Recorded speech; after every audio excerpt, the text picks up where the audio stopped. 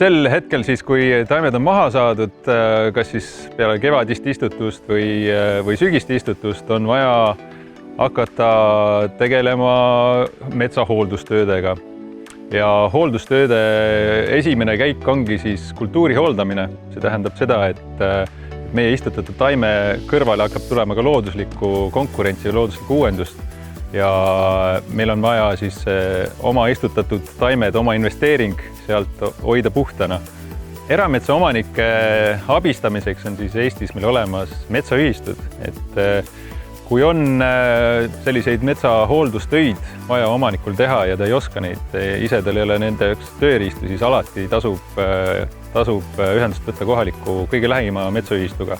Kui ongi tegu valgustusraiega, see on siis sellised metsaalad, mis jäävad kuskil vanusesse 10 aastat kuni 30 aastat. Sinna sisse saab panna nii valgustusraieid kui ka harvendusraieid.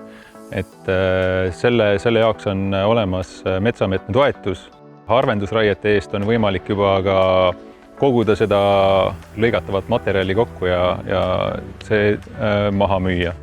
Harvendusraiet kuusikutest tuleks teha vara sellepärast, et hilisemas eas harvendusraiet tehes on suur oht tuuleheitele.